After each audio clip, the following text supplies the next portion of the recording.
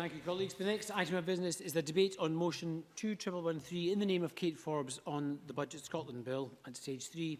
Before the debate begins, I am required under standing orders to decide whether any provision of this bill relates to a protected subject matter, that is, whether it modifies the electoral system or franchise for Scottish parliamentary elections.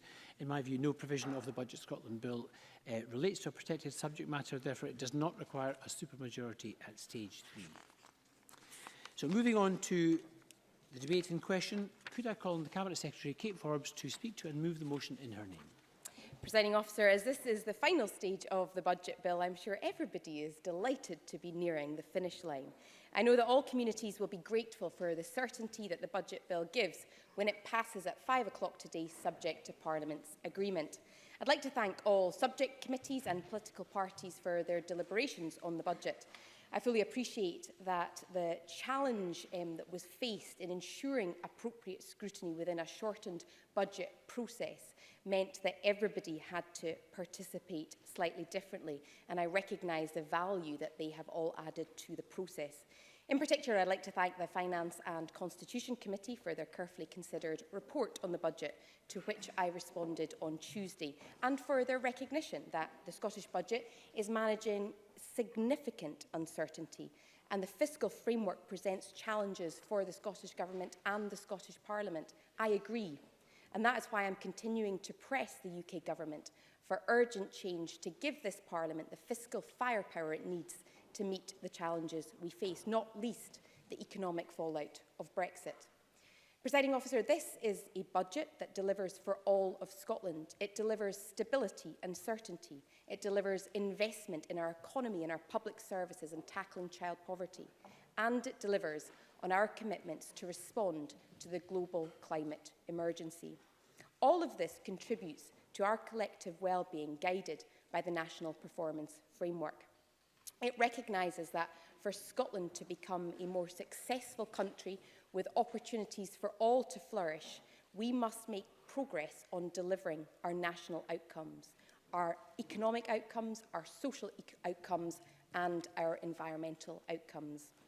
Taking a well-being approach means prioritising investment for the greatest impact on improving lives across Scotland now, and creating the conditions to ensure well-being for future generations.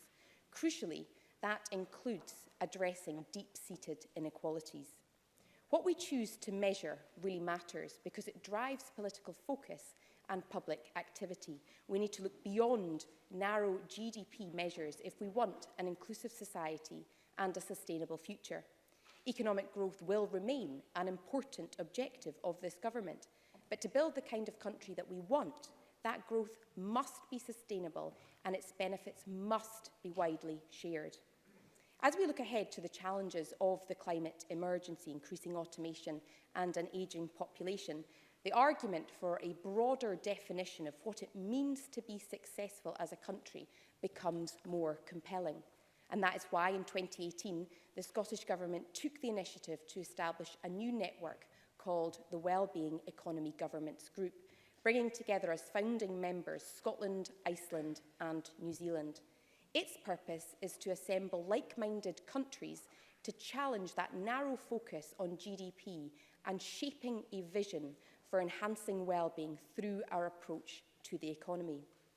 Presiding Officer, the circumstances of this budget have been challenging, and it's important that we all recognise the risks created by the UK Government and its delayed spending plans. Members will be well aware that we faced an unprecedented context for this Scottish budget, with significant uncertainty caused by the UK Government's decision not to hold its budget until the 11th of March. The context for next week's UK budget is, of course, now also being influenced by the response to coronavirus. Whilst our most immediate concern will always be the direct risk to people's health, the economic and fiscal impacts will be important factors over the year ahead for our public services, our economic output and public spending. The Cabinet Secretary for Health provided a substantive update to Parliament on Tuesday, and there is constructive engagement with the UK Government and other devolved administrations to support an effective overall response. For my own part, I am engaging constructively with UK and devolved finance ministers on the fiscal and the budgetary implications. I raised COVID-19 last week with the Chief Secretary to the Treasury and will be discussing this again with him and my counterparts from Wales and Northern Ireland next Tuesday. We will also be working across government and with delivery partners to assess the potential cost implications within Scotland. While the Scottish budget includes significant increases in funding for health and local government and a range of support and reliefs for businesses, it will be important to keep those matters under close review. I will. James Kelly. I thank the Cabinet Secretary for taking an intervention. Do you think it's a fair budget where someone earning less than the living wage will be paying above inflation 4.84% in council tax, whereas a government minister earning £90,000 and above will pay less in income tax? Secretary. The Labour Party used to attack the council tax freeze, and now they're accusing us of giving local authorities more freedom to determine how to raise it. I think what's fair is to ensure that local authorities are able to use those levers to determine how the resource is spent. When it comes back to this budget, I do believe it's important to keep matters related to the budget under close review, not least because we might have an update next week with the UK Government's budget, and that's to ensure that we are as well equipped as possible to respond to the potential challenges that lie ahead.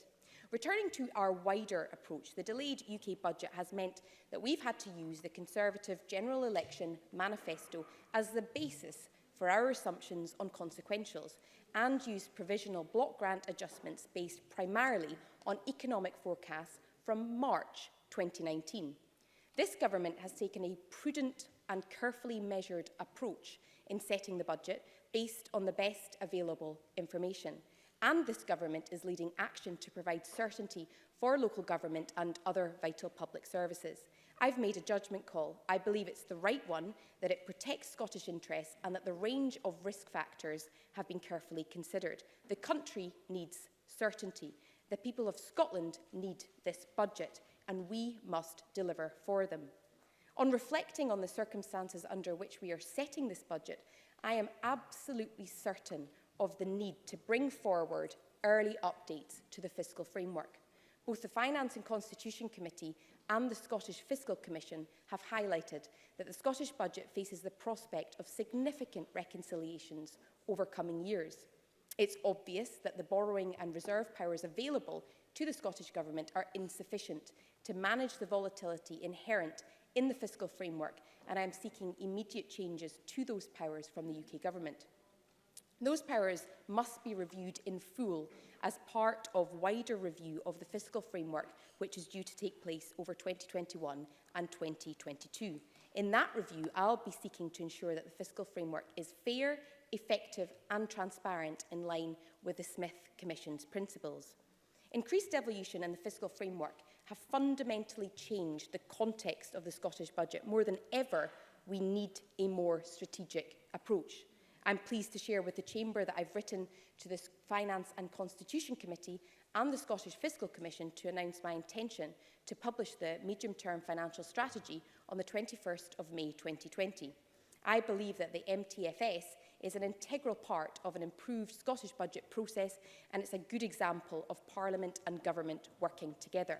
Given the circumstances in which we found ourselves this year, the MTFS will be an opportunity for us to reflect on the implications of the UK budget and to take stock of the Commission's forecasts for the next 2 budget years. It will also be an opportunity to make the case for the changes that we need to the fiscal framework in order to be able to manage the new levels of risk and volatility. Presiding Officer, the passage of the Scottish budget today will provide almost £50 billion of investment in our public services and the economy to benefit the people of Scotland. In approving this year's budget, we make the investments for Scotland now and for our future. This Parliament is at its best when all parties engage constructively. The public finances and the decisions that we make on our public services deserve serious engagement, and that is why I invite all members to support this budget, and I'm proud to commend it to the Chamber.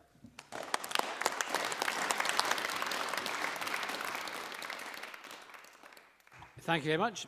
I would encourage members who wish to contribute to press the request to speak buttons, and I call on Donald Cameron to open for the Conservative Party.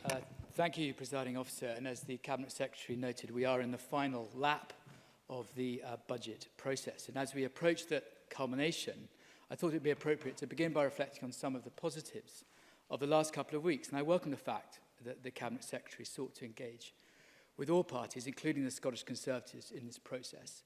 I also welcome the fact that she has accepted some of our budget asks, including some additional funding for local councils and extra resource funding for our police. These are all positive developments, but I'm afraid, sadly, that is where the good news ends, because in terms of both process and substance, I would suggest this budget has been deficient. Let me consider process first, and forgive me if I dwell on this slightly longer than might be expected, but the technicalities matter here.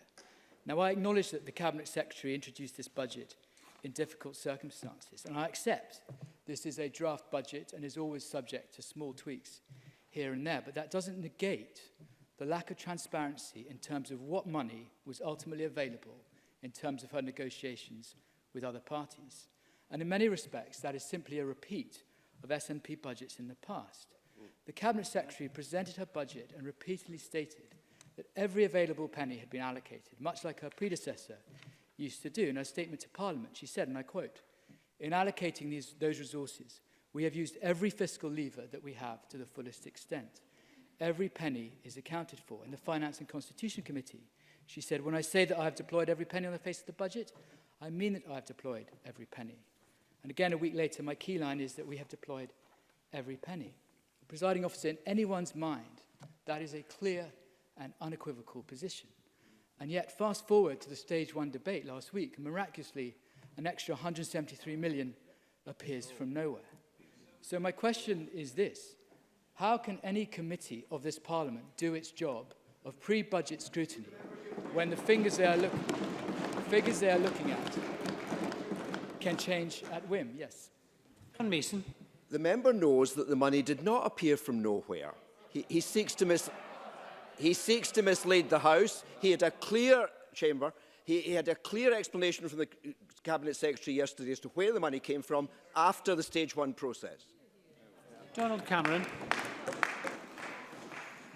Don't accept that for 1 minute, Presiding Officer. How, for example, can the Local Government Committee do its job properly when allocations which it must scrutinise can change the tune of almost £100 million? And I'm not talking about the merits of this, simply the procedure by which it happens. And let me give some other examples. As has already been noted, and as was noted yesterday in the debate on the rate resolution, there is a major concern surrounding the near £1 billion budget black hole facing the Scottish Government over the next 3 years in terms of budget reconciliations. And that's not a question simply of the fiscal framework. This is an issue that has been bubbling away for some time. And as the Scottish Fiscal Commission notes in its forecast, the Scottish Government has chosen to borrow resource funding for the first time to cover the £207 million of reconciliations for this year. And that means that a future Scottish Government will be saddled with the debt and decisions of the current administration. But we also know that in next year's budget, the Scottish Government will have to find an estimated £555 million of reconciliations and a further £211 million the following year. In total, that is almost £1 billion to find, plus borrowing to be paid back. Yes. Is the member therefore agreeing with me that the fiscal framework needs to be reviewed and early? Because ultimately this is about Westminster clawing back money because of independent forecasting errors. Donald Cameron. You're still borrowing the money, Cabinet Secretary. You still have to pay it back. So next year, the Cabinet Secretary may well have to deal with a far more challenging financial picture, and I would contend she'll have to commit to a more transparent and flexible approach if she is to gain the support of any party in this chamber. Now, turning to the £173 million deal with the Scottish Green Party, again, the funds for this are shrouded in mystery. We have this curious reprofiling of non-domestic rates, where with some creative accounting, we seem to be producing money from income not yet earned and shuffling that money from year to year. Now, quite apart from the very large 670 million increase over the next 3 years on hard-pressed business, it's yet another example of how the government is scrambling about to claw out extra cash. And what's even stranger about reprofiling is that the government knew about this source of cash not just 3 weeks ago when it appeared in the draft budget, but last year when Derek Mackay planned to reprofile £100 million for his budget. So my question is to the Cabinet Secretary, why can she not be open about this as a source of funds much earlier on? Sorry, I want to carry on. Further consequentials from the UK government also form a major part of the deal's funding. Now, we know that in terms of the block grant, the Scottish Government's budget from the UK is rising by more than £1.5 billion this year in real terms. That's the government's own estimate. And it's higher in real terms than it was when the SNP took over in 2007. Yep. These fiscal transfers from the UK to Scotland are worth a union dividend of nearly £2,000 for every individual in Scotland. Now, the Cabinet Secretary has said again and again there's lack of clarity, there's uncertainty from the UK government around consequentials. But how can she complain about uncertainty around consequentials, having already done a deal with the Green Party funded by additional consequentials? Presiding Officer, can I turn to some of the broader points of this budget? And at this point, can I endorse what the Cabinet Secretary said about the coronavirus and the need to keep a watching brief? These benches will certainly do what they can to assist in that. But most political parties chose to engage in the negotiations with her during this process, and we approached that in good faith with serious, reasonable requests. Now, our position on tax was debated at length yesterday, and I don't intend to repeat the points made by myself and others. But we also called for 15.4 million specifically for drug rehabilitation beds. That wasn't a figure plucked from thin air. We backed the calls from a charity organisation, Favour Scotland, who said this: if the Scottish Government are serious about tackling drug deaths, £50 million for drug rehabilitation beds is the absolute minimum we expect from this budget. And since the government came to power, the number of beds has fallen dramatically. And as everyone knows, drug deaths have increased dramatically in that time. So we remain bitterly disappointed that this specific commitment was not accepted. We also backed COSLA's call for £117 million to fund a cut to capital allocation for our cash-strapped local authorities. And even after the agreed budget deal, Scotland's local authorities have stated explicitly that the agreement only makes good the underfunding of new and existing commitments and does nothing to address inflationary or demand pressures. And according to COSLA, the settlement still represents a 2% or £205 million cut in real terms in revenue funding for local government. We made reasonable demands, but instead the Cabinet Secretary chose to do a deal with the Greens. And never before in the history of this Parliament has an opposition party asked so much for its support and happily received so little in return. To sum up, Presiding Officer, we cannot support this budget. It's another pay more, get less budget.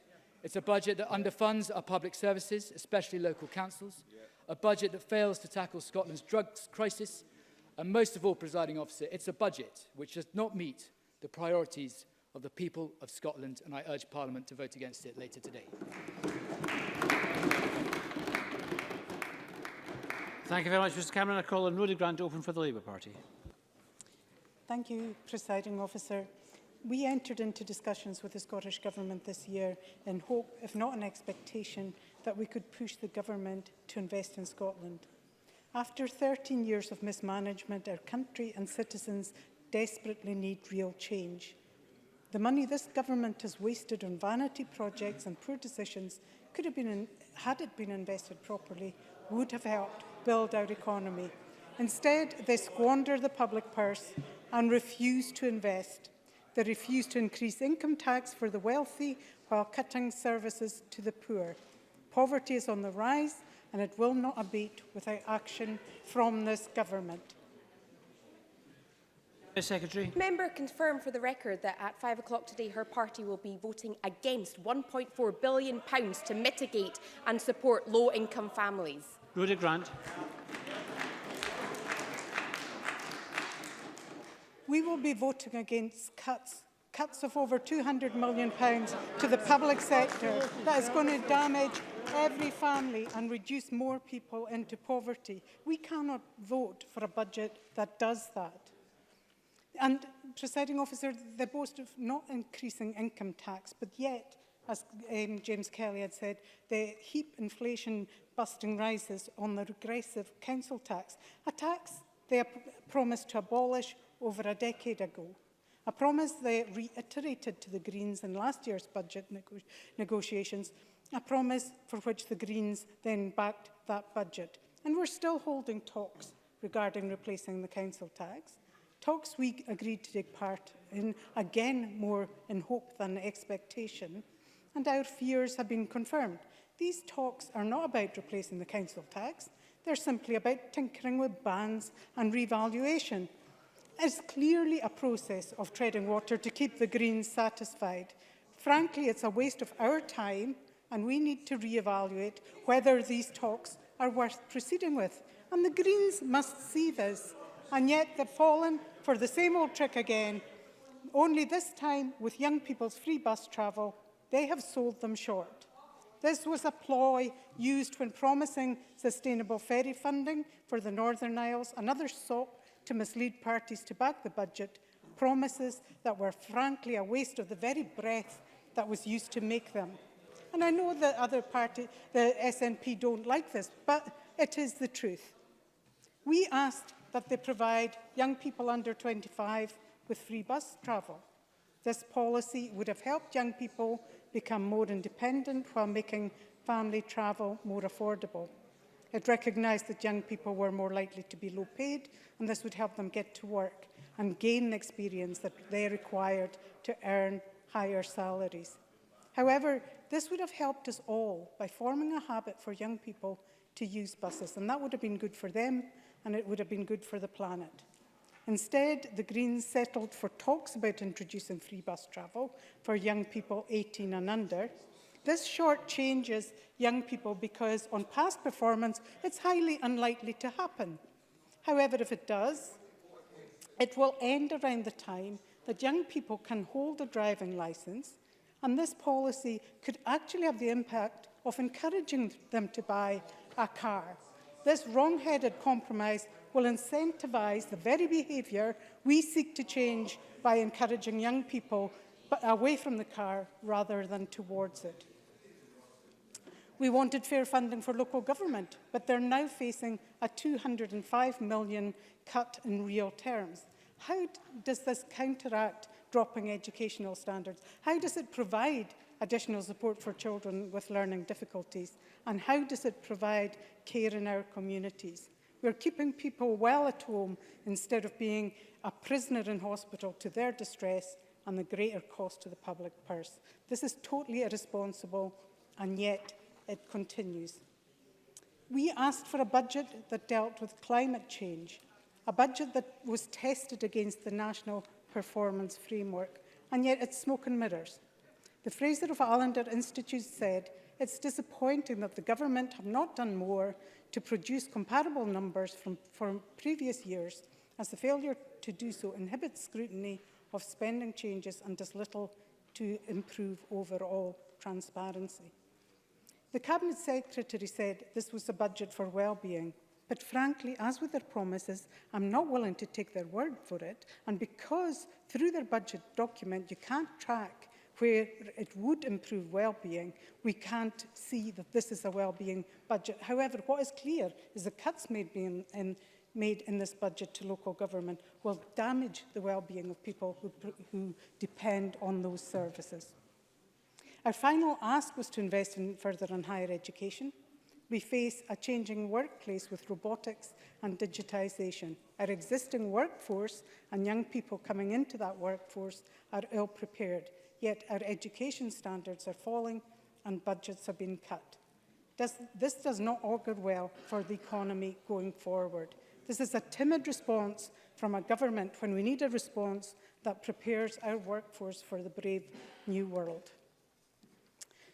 The Cabinet Secretary referred to the fiscal framework negotiated by the SNP, and which now means that our budget is being cut by £200 million this year and will face up to a £1 billion black hole in the next 3 years. This is mismanagement on an unprecedented scale. They've wasted £198 million on delayed discharges since Jean Freeman took office. They've wasted £1.4 million on the Sick Kids Hospital every month without one child receiving care there, and on ferries. They could have replaced the whole fleet for the money they are going to squander on 2 ferries that will never sail. And they have consigned 33,000 people to the dole. Yet, this is a government that thinks that they can negotiate independence. Presiding Officer, Order, this please. budget Order, is please. damaging. If someone wants to intervene, they can stand up and ask for an intervention. Otherwise, please be polite. They can stand up and ask for an intervention. Half the chamber is just making noises. Yeah. Presiding Officer, this budget is damaging, does not invest in the future of Scotland or its people, and it does not deal with mismanagement. And that's why we cannot support it. Thank you. Can I call on Mark Ruskell to open for the Green Party? Thank you, Presiding Officer. Can I perhaps start my contribution by thanking Kate Forbes, whose spirit of compromise she brought to the negotiating table in her first ever budget.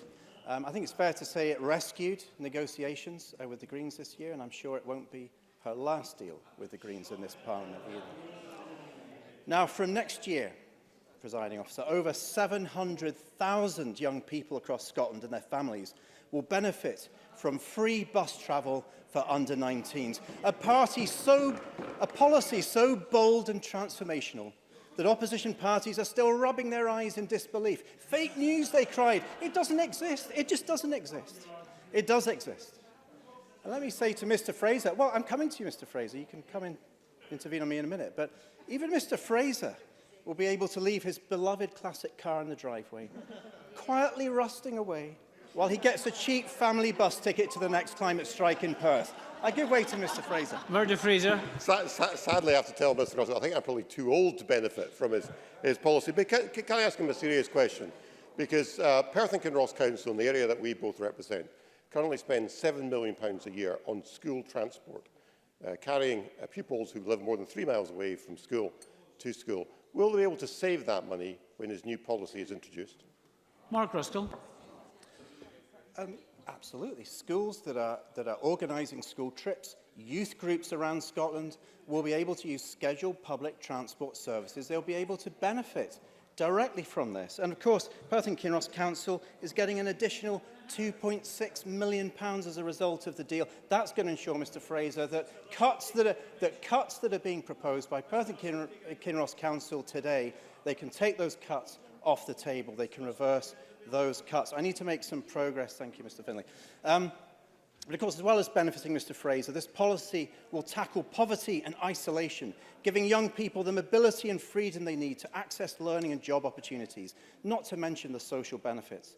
And that's why the Poverty Alliance has warmly welcomed it, noting that affordable public transport is, in their words, essential in loosening the grip of poverty on people's lives. And it will make those school trips cheaper, widening educational opportunities. But we're also going to see busier buses too, upping the footfall, particularly in rural areas, making services more viable. This will be transformational, and it will build the case for even more public transport to be free in Scotland. Presiding Officer, maybe one day we could even be as wild as Luxembourg and make all public transport free. Now, Presiding Officer, the Scottish Greens are, of course, the party of local government. We want strong, well-funded councils providing valuable services, fairly raising revenue locally with a wide suite of new powers. And in total, the Scottish Greens have now delivered more than £500 million for local services since the beginning of this Parliament. Across Scotland, councils are now making decisions as to where to invest these vital funds. And in Glasgow, for example, in the last week, the councils confirmed that the Green Budget deal means that the Blair Vaddock Outdoor Education Centre has been saved. They're welcoming it, Presiding Officer, and I hope that North Lanarkshire follows suit and also save the Kilbowie Outdoor Education Centre as well. And meanwhile, as I've already pointed out to Mr. Fraser, councils have, in the process of approving damaging cuts like Fife, they now have the funding to go back and reverse those cuts. They can reverse them, Presiding Officer, as a result of this deal. Tory austerity may not be over, but these benches here will not rest until we've restored democratically accountable powers to councils to protect the services that we all value. Now, there's, briefly, if I can get the time back. The member will get the time back. Graham Simpson. Thank you. Is Mark Ruskell seriously claiming that no council will have to make cuts on the back of this so-called deal? Mark Ruskell. I'm not claiming that. What I'm saying to you is that we have made a significant contribution. We have closed the £95 million gap identified by COSLA. But as Mr Simpson knows, in order to fix this, we need a new fiscal framework with local government. We need to restore the powers. I thought the Tory party was a party of localism. It appears that they don't want to give the powers to local councils to restore that investment in local services. Now, I'd like to move on to other areas of this deal. There's a lot to get through, presiding officer, and we need safer streets to live in. For the first time ever, Scotland's budget for cycling and walking infrastructure has reached £100 million. Cycling UK welcome that. They say it shows Scotland's ambitions to cut emissions and get more people active is not just hot air. It's action. It's real action, real investment. And if we're to reduce reliance on the private car, then we need to make rail more attractive than road. And that's why we've secured an additional £5 million funding to advance rail projects to the next stage. Vital projects such as the Milngui Line redualling and the Alloa-Dunfermline extension can now be taken to that next stage of development, reconnecting abandoned communities to the rail network and improving services beyond recognition. As part of our deal, the Scottish Government have also agreed in principle to align investment decisions with climate targets and specifically to review controversial plans to spend £120 million on a flyover at Sheriff Hall. But this is just the start, and the Infrastructure Commission advice must be heeded. Every project that increases road capacity must be tested to destruction. There should be no public money wasted on projects that lock in congestion and climate change for generations to come, while sucking up all the available money that's there for repairing roads. Now, I'm delighted that there will also be an additional £25 million invested in making Scotland's homes more efficient. It's a win-win-win. Warmer homes are low carbon and cheap to run. And critically, the cash secured by the Scottish Greens will be given to councils to spend on low-income households that most need it. Now, there is no doubt that we need to do much more to tackle the climate emergency, deliver well-being, a strong economy, and also to end child poverty. This budget is a step in the right direction. And bodies from the Poverty Alliance to the Children and Young People's Commissioner, Friends of the Earth and WWF all agree. But every day we're in this Parliament is an opportunity to drive change for the good. There's no end point, no moment when we can say the job is done. And the Scottish Greens will vote for this budget today. We'll celebrate the wins, but we'll stay hungry for the change that is yet to come. Thank you very much. And I call on Willie Rennie to open for the Liberal Democrats. Thank you, Presiding Officer. I suppose this budget was inevitable, as night follows day, probably as certain as Stuart Stevenson will make a speech later on about his ancestors, but it's no doubt that this was an inevitable budget. Councils were going to face cuts, they always were. That is the Scottish Government's approach to budgets for a number of years now, whilst claiming that they're... Not just now. I had hoped it was going to be Stuart Stevenson tell me about one of his ancestors, but alas, that will come later, I'm sure. Whilst the government says this is a generous deal, they're cutting £200 million from local government budgets. That is not generous. And I suppose it was inevitable that more money would be fined, despite the protests from the new Finance Secretary. The government said there'd be no money available, but later on it was going to be reprofiling of the non-domestic rates pool and the emerging underspends. It was either very naive to have an approach that had no money left for flexibility to account for other parties' priorities, or it was extremely reckless indeed. And I think it was rather naive even to suggest it in the first place. And I suppose it was inevitable that the Greens would back the budget. After their fabricated jig that's been going on for a number of years now, they have inevitably been duped by promises of a review about the possibility of maybe having free transport for young people. And of course, the council tax talks, which Rhoda Grant quite rightly alluded to, the fact that we've been going on for a year now and made very little progress with no proposition forthcoming from the government whatsoever. We need real progress on this if this is not to be yet more duping of the Green Party. So I suppose this budget was inevitable, but some things have changed. Once the government used to be able to claim, they tried to claim, that they were competent on capital projects.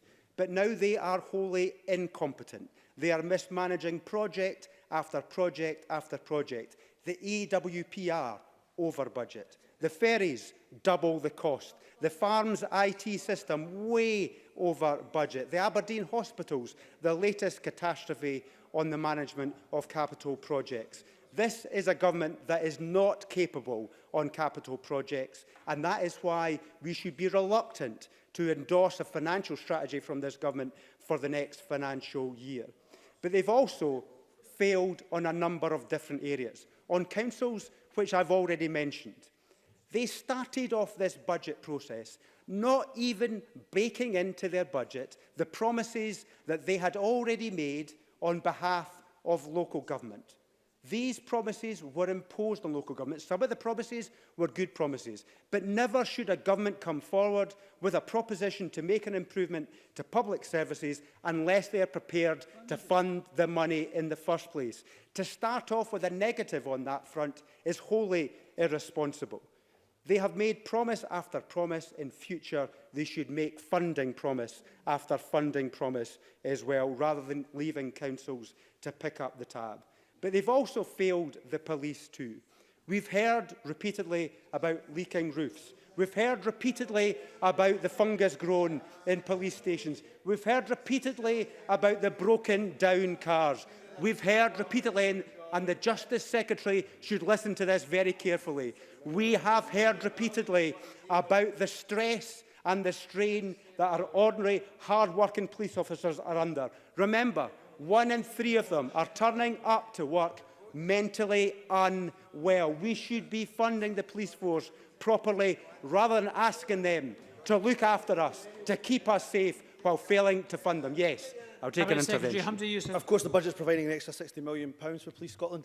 Can Willie Rennie tell us how many times he made representations to Danny Alexander, the Liberal Democrat Chancellor, who pinched £125 million of VAT from Police Scotland? Willie Rennie. This government got itself into a mess of its own making. This government centralised the police when it did not have to.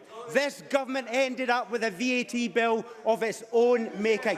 That is why this government cannot be trusted to manage Scotland's police. That Justice Secretary should be ashamed of himself for making that intervention. And they have failed also the islands of Orkney and Shetland. Orkney and Shetland.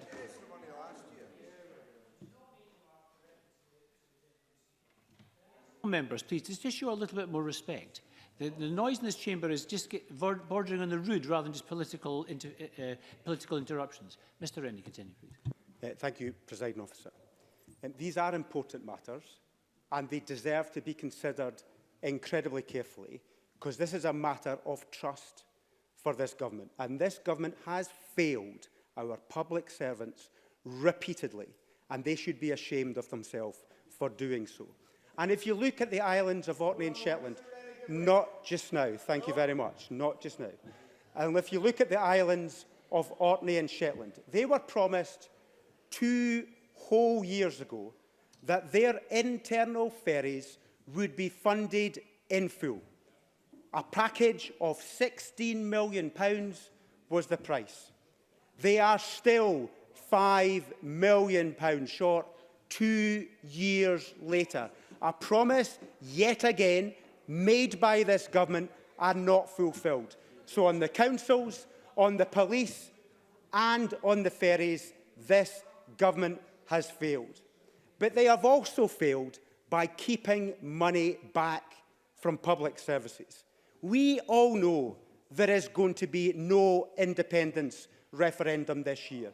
But yet the Finance Secretary told me she is keeping money back for that possibility. Shameful. That is not something that we should be doing when our police are short of money, when we have got councils that are short of money, when we have got the ferries in the Northern Isles that are short of money. This government has got the wrong priorities, and only when they have got the right priorities will this party support its budget.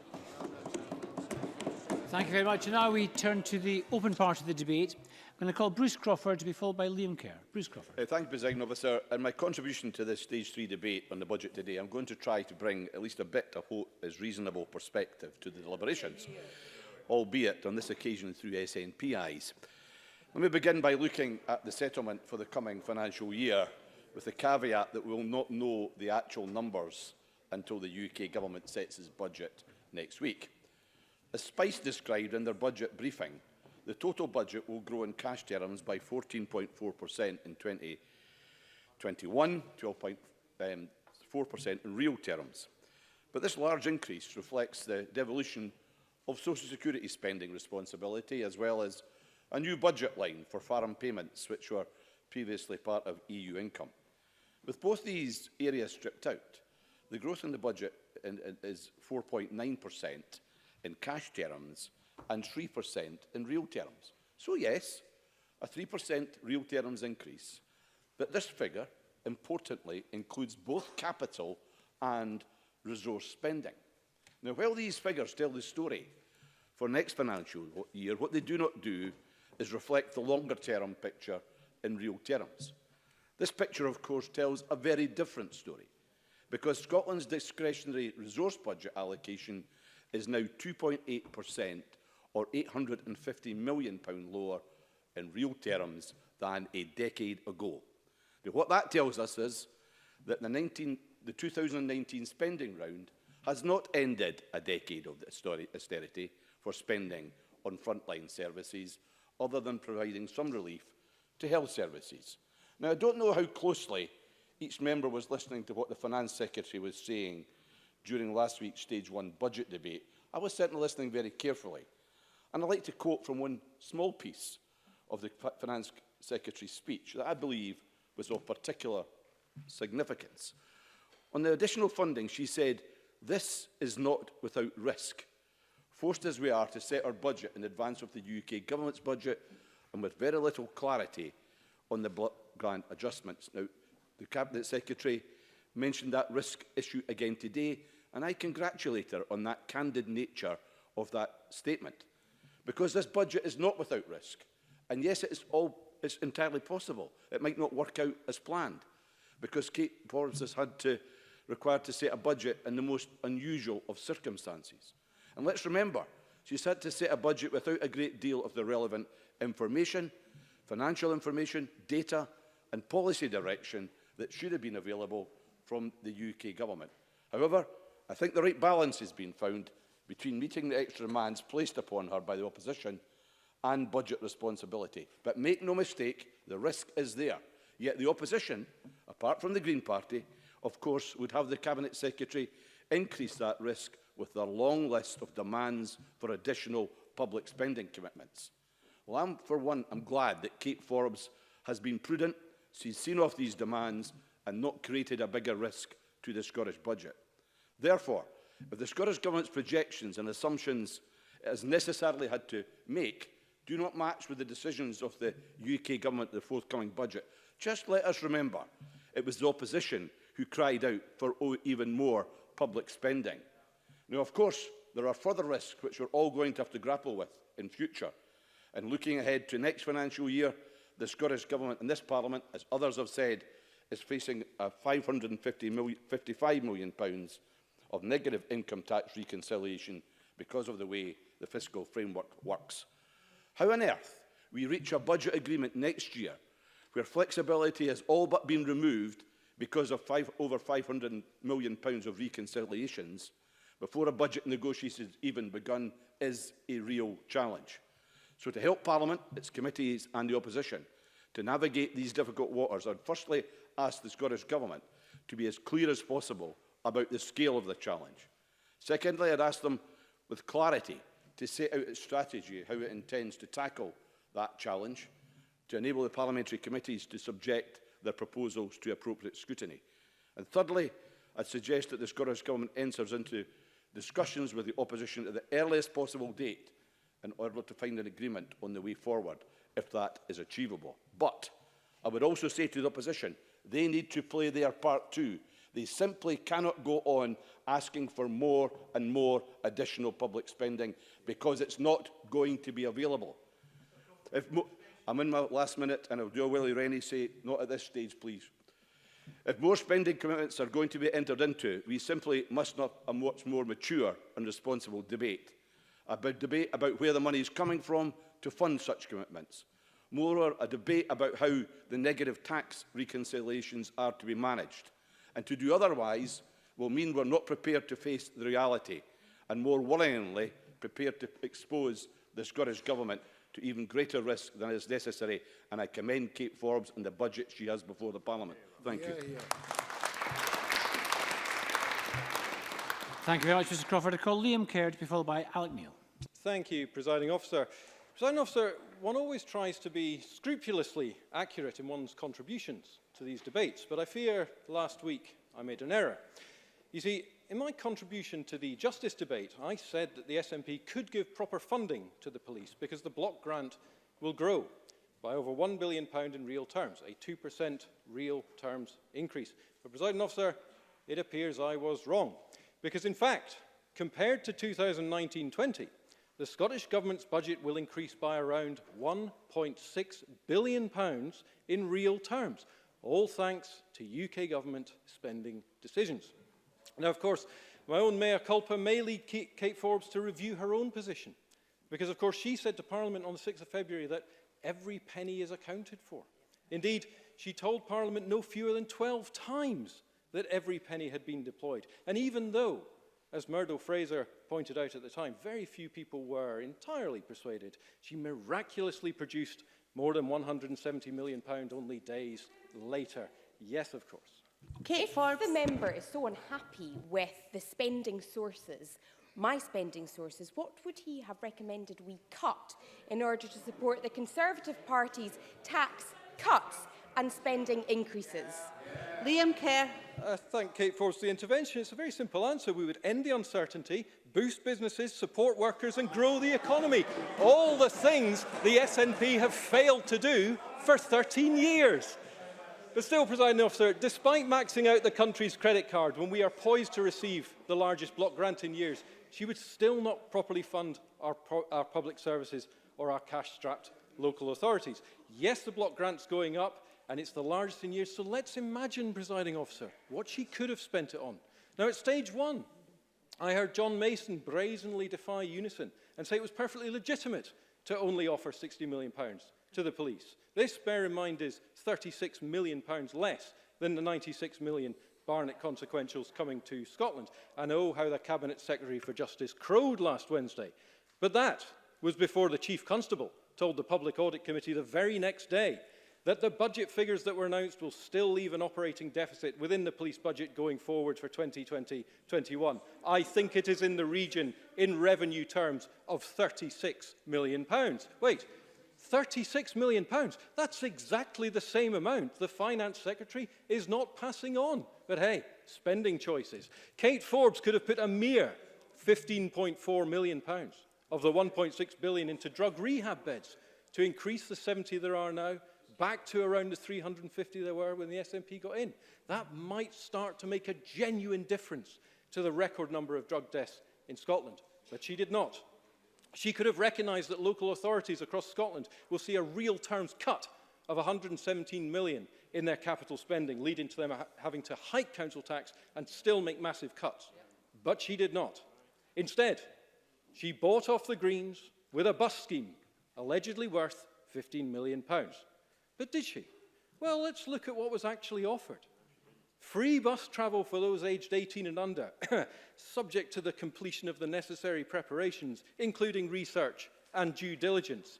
The ability to promise without promising borders on art, Presiding Officer. Presiding Officer, if I was back lecturing at university, I'd put this wording in the negotiating skills section in the chapter marked How to Offer the World whilst committing to absolutely nothing. And in an extraordinary irony, if we do indeed see the introduction of free bus travel for the under-19s, it appears it is going to be funded through making reductions to council budgets, which presumably has a knock-on effect on their climate change spending and an inability to repair the very roads these buses are supposed to run on.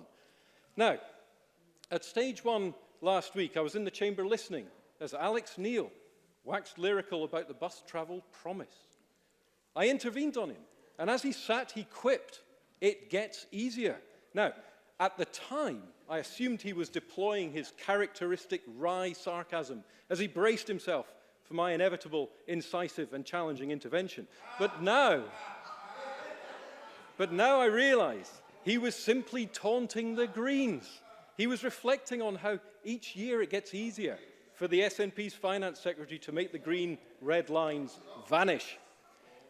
And, Presiding Officer, I cannot finish without noting that business tax income will rise from £2.75 billion to £3.42 billion by 2023-24, a 25% hike in only 3 years. This will drive away growth and help Scotland's competition.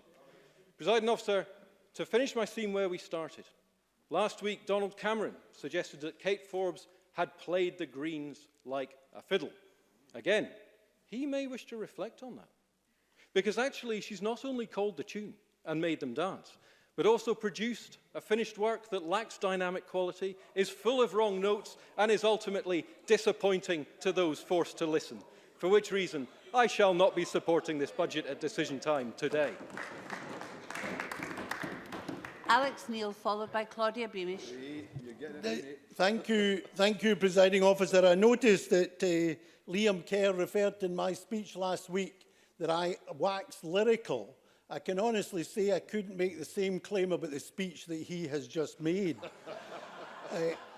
Can I say to all the opposition parties except the Greens that we are living in very unusual circumstances because of the threat from the coronavirus that is amongst us at the moment. And therefore, in considering this budget and considering whether to vote against it, I think uniquely this year, to vote against this budget, which contains a £15 billion budget for the National Health Service next year, in the middle of what could become a pandemic, is absolutely irresponsible, and anyone who does that isn't fit to govern. And I say that to the Tory party and to the Labour Party, because, of course, as always, Neil Finlay.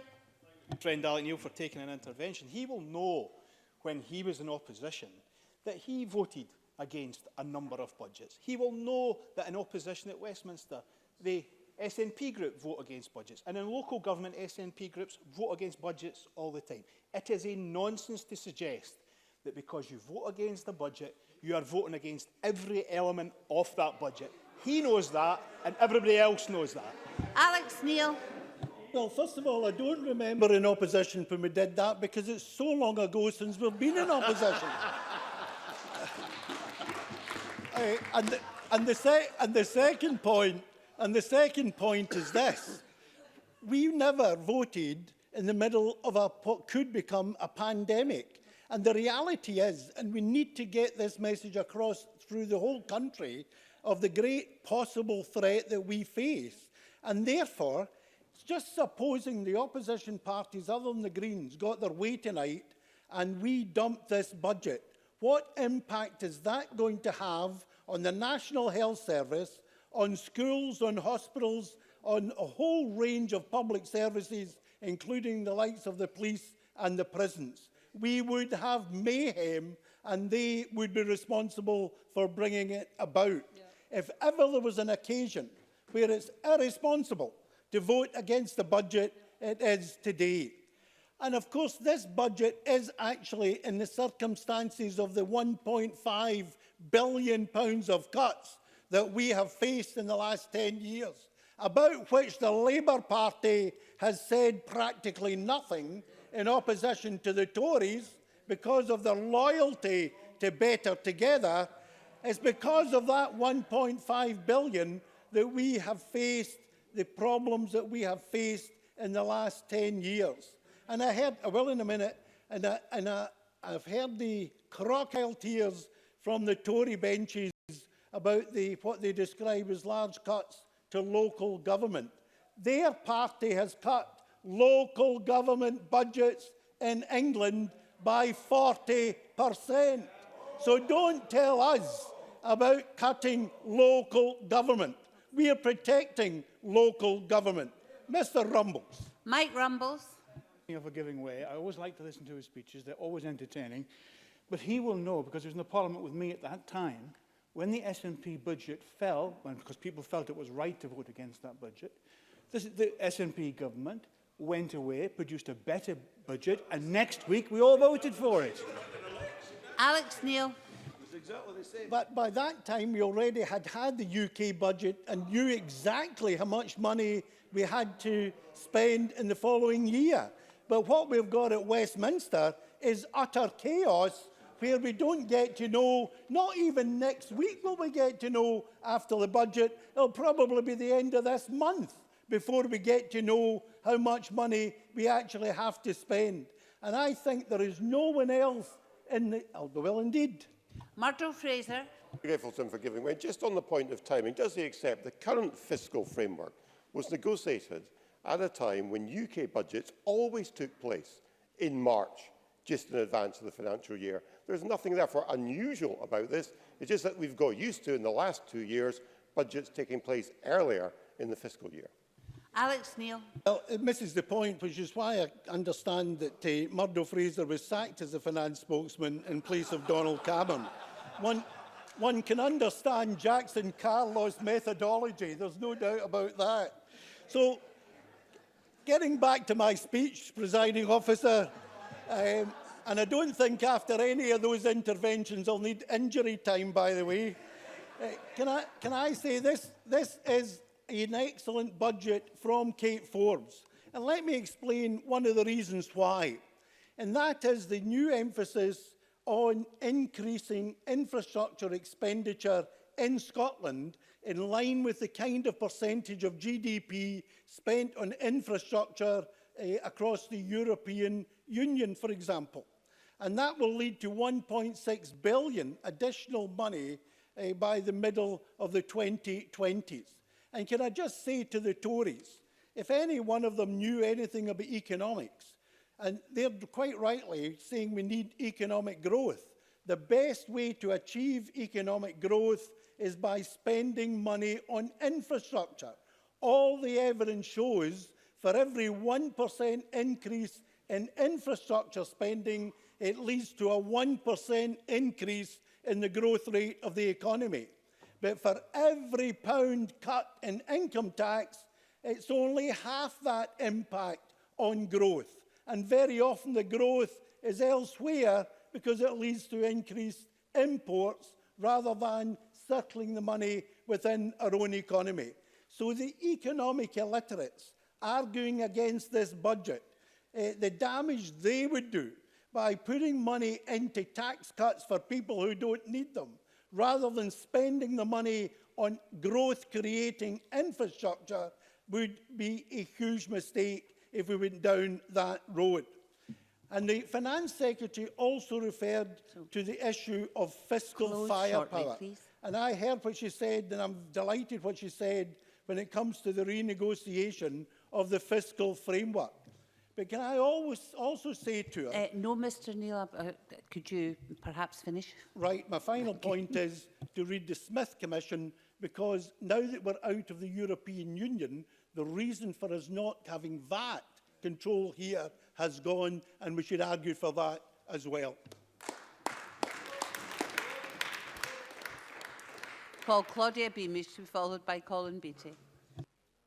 Officer, it is disappointing that this budget will only continue cuts across hard-working local authorities, forcing them to difficult decisions and risking reduction of essential services. Excuse me, Ms Beamish. When people are leaving the chamber, could they please do so quietly? Ms Beamish. Thank you, Presiding Officer.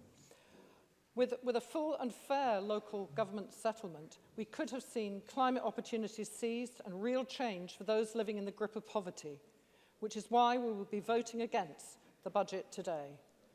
The government seems to underestimate the impact that annual budgets will have for decades ahead, and just how vital it is that this budget is one really fit for the climate emergency. It has been Labour's ask throughout this process that the budget is fit for purpose to tackle climate change and to deliver Scotland's workers and communities a just transition. This budget should have been an end to the last decade of mismanagement, with £898.8 million lost to local authority revenue budgets by the SNP government since 2013-14. But it isn't. The next decade will not be nearly as forgiving. Let us turn the focus to local government, where there is still a cut of £205 million. COSLA states that, I quote, its ambitions to tackle climate change are at risk when core budgets are under threat, and also emphasises, again I quote, to address climate change we need fair funding for revenue and capital budgets. Local authorities are perfectly placed to act on climate change, act against fuel poverty, transport poverty and food poverty, and to tackle flooding, bringing a better quality of life for our rural and urban communities, while also creating local skilled jobs through the just transition throughout our country. Failure to take on climate change in this decade means failure to take on climate change full stop.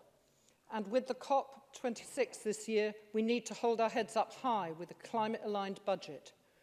The Just Transition Commission interim report was a welcome reminder of the importance of the steps and urgency of implementation required.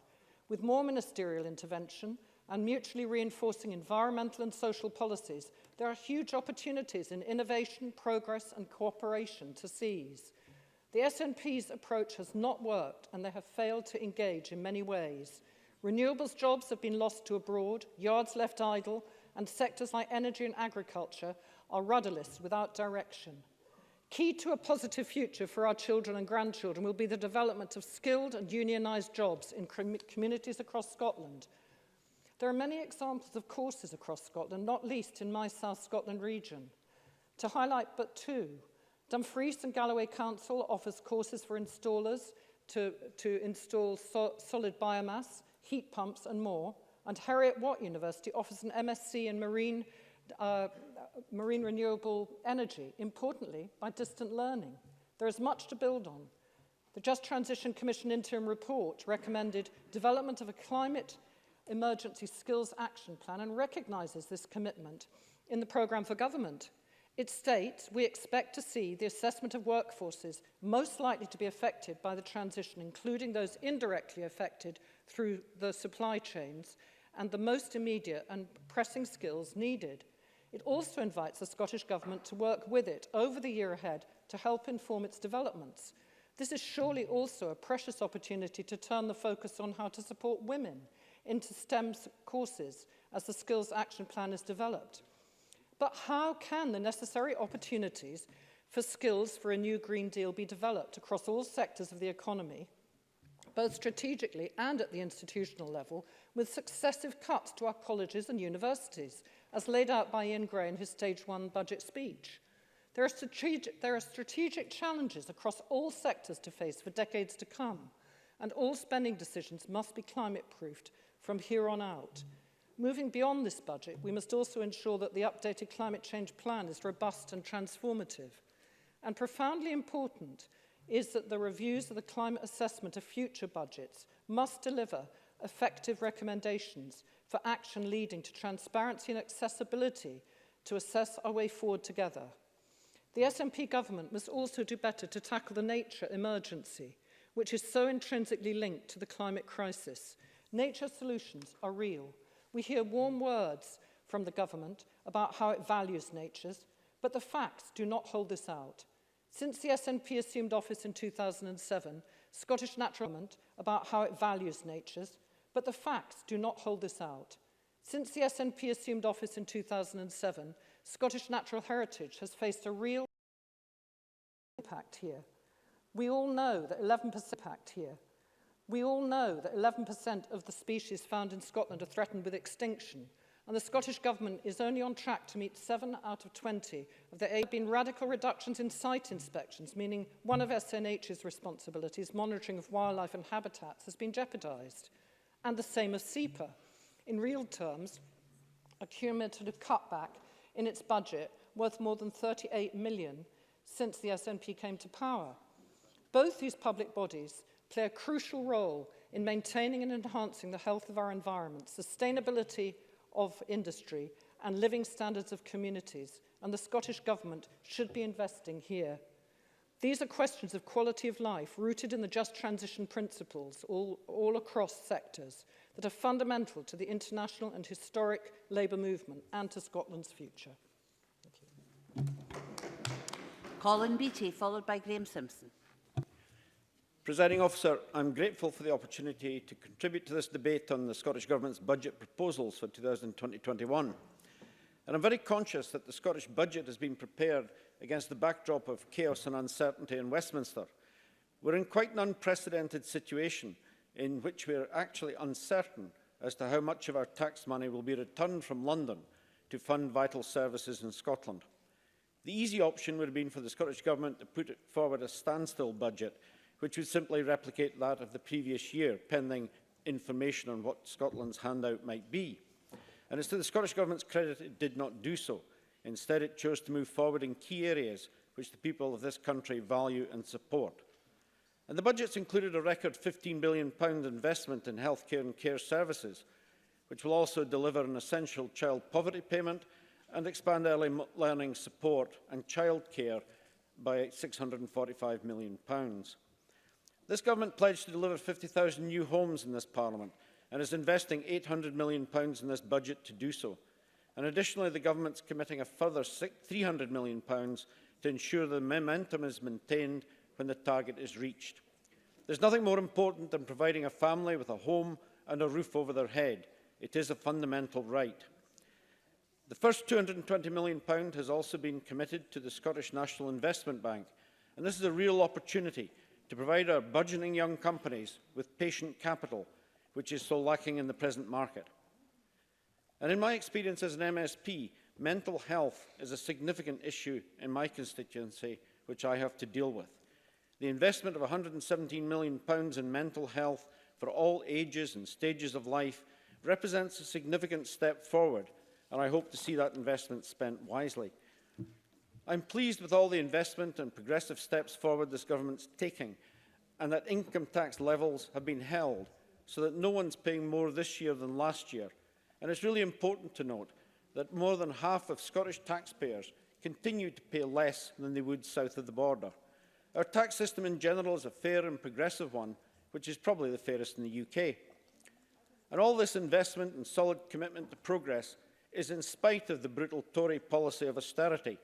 After 10 years, the evidence of its failure is indisputable.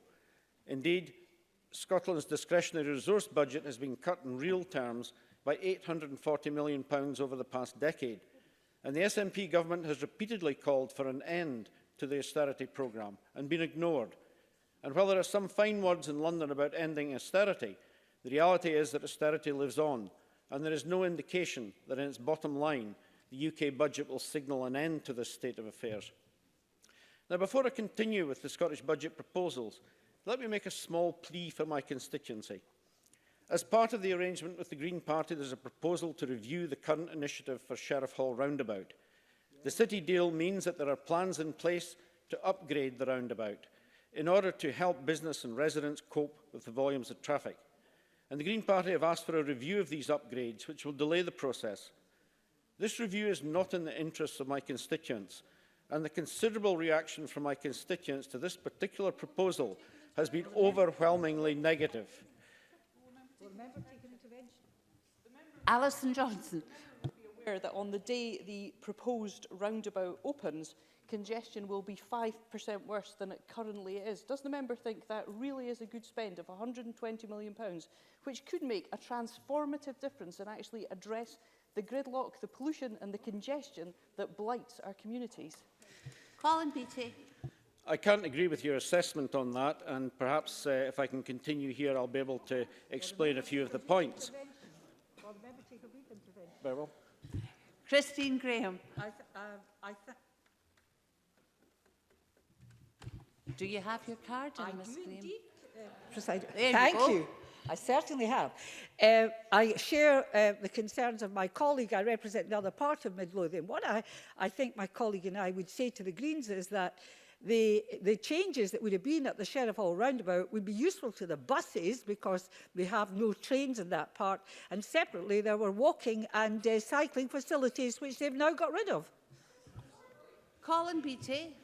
Well, I can only agree with my colleague Christine Graham on that point.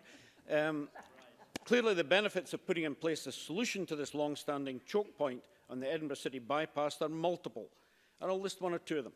First one is safe cycling, and pedestrian routes will be put in place for the first time. It's an excellent first step in making this route greener and more sustainable. Many of my constituents have been waiting for these routes so that they have alternative ways of travelling safely. By delaying these upgrades, it prevents access to greener means of travel.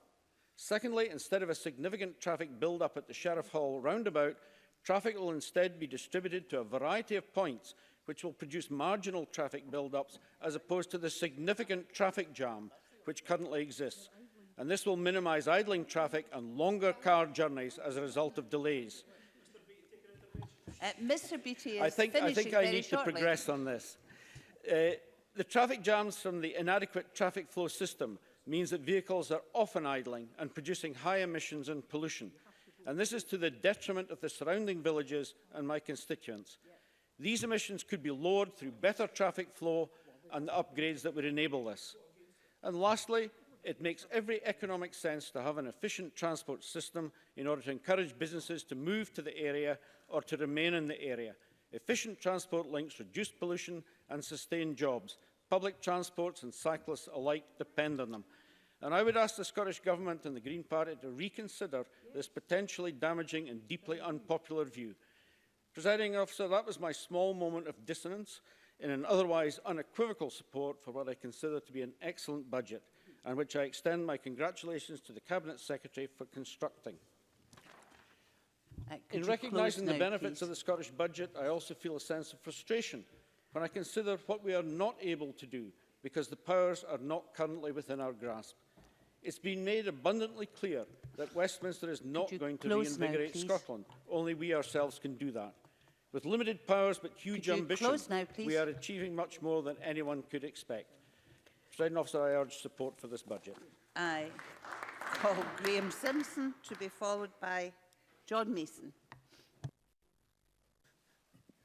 Thank you, Presiding Officer. Well, this really is a strange one, isn't it? We're debating the budget again, and nothing has really changed since last week. Our very reasonable demands have still not been entirely met.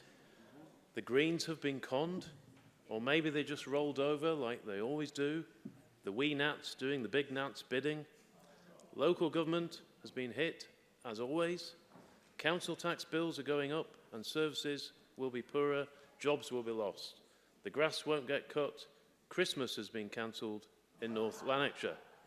And music tuition is being pared back, and that's not good for the culture of Scotland. Nothing has changed since last week. Now, earlier today, I asked the First Minister how she responded to Citizens Advice Scotland's statement that council tax arrears are now their #1 debt issue. She spoke some words but didn't really give an answer. Now, when I spoke in the debate last week, I said we've seen council tax rise year after year, and I suggested we'd see council tax poverty if we hadn't already, and it seems I was right.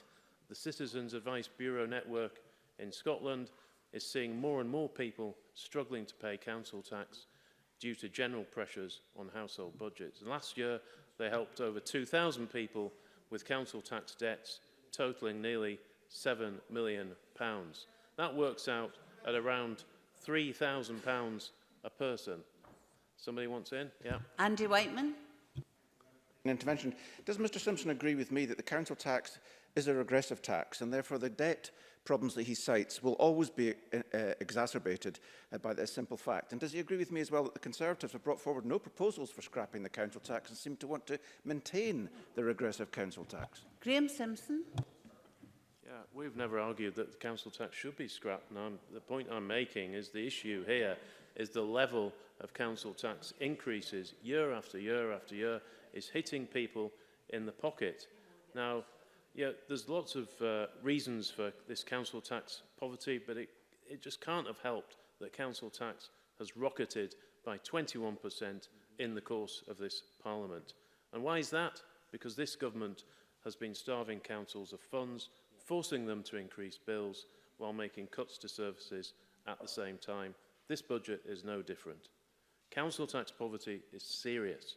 Falling behind on council tax can lead to the removal of the right to pay in instalments, being charged the whole council tax bill for the year, and ultimately enforcement action to recover the debt by sheriff officers. And it's striking that around 88% of debt enforcement actions by sheriff officers are to recover summary warrants for council tax.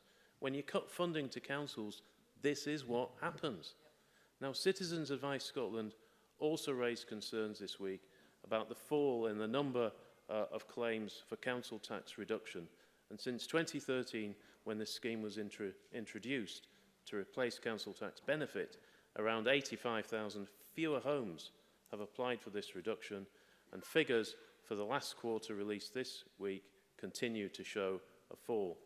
Citizens Advice Scotland believe this fall to be due to a lack of awareness among people, combined with the fact that council tax reduction requires people to make a claim, whereas claiming the previous council tax benefit was joined up with other benefits.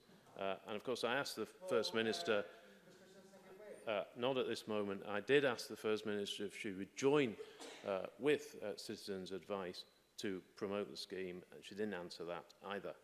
Now, another of our reasonable asks was around homelessness.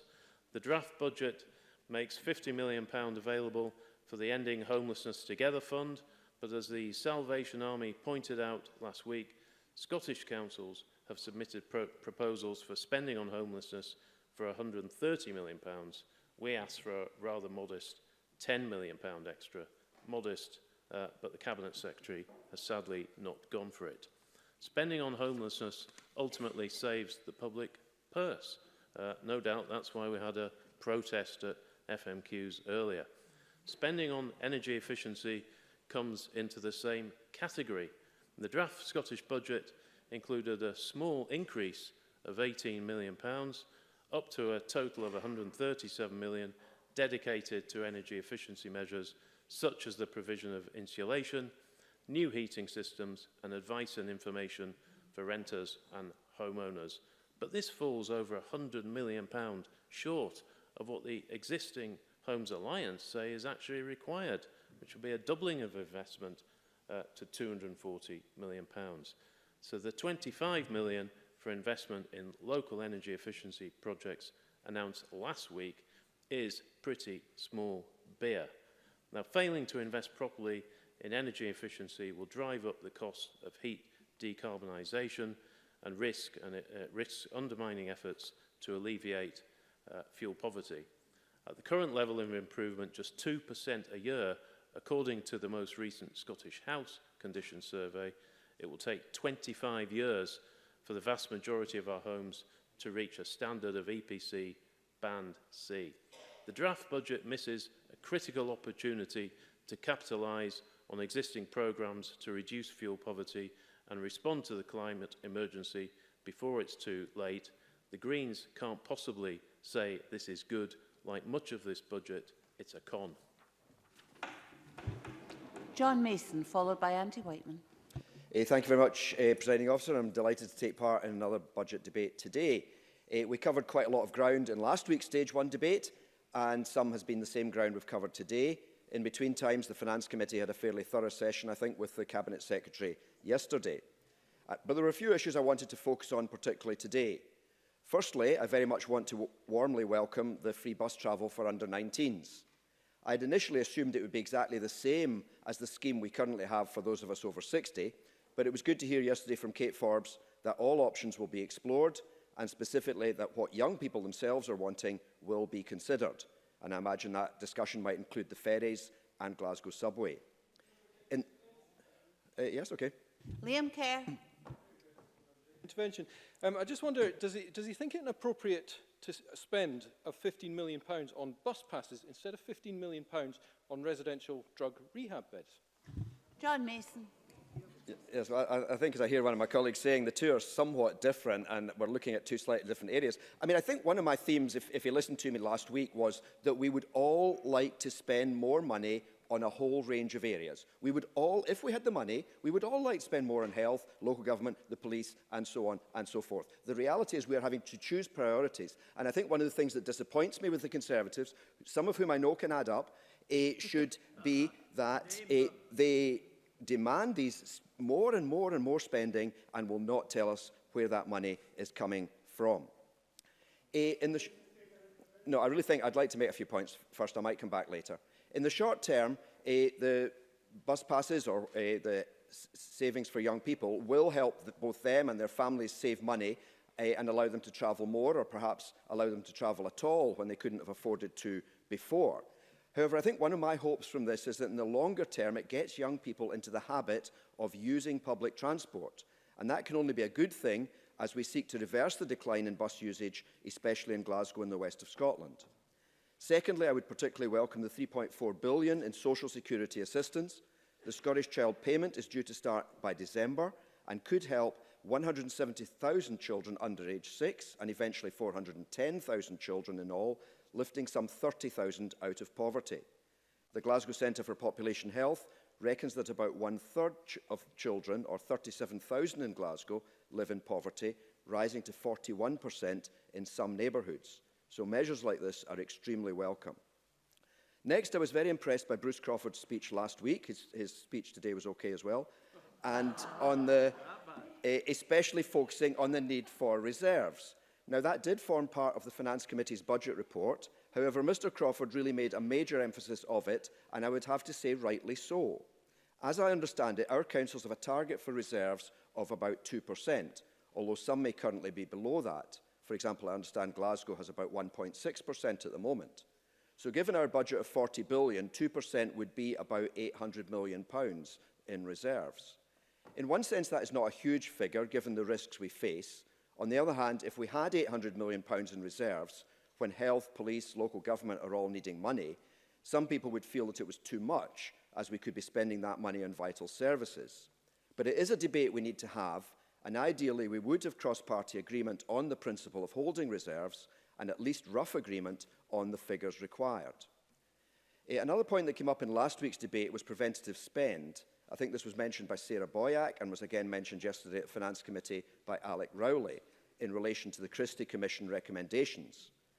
Now, if I'm not mistaken, all parties agree on the principle of preventative spending, that is, that we spend earlier in any process in order to prevent bad things happening later on, be that young children growing up into ill health or young adults ending up in prison.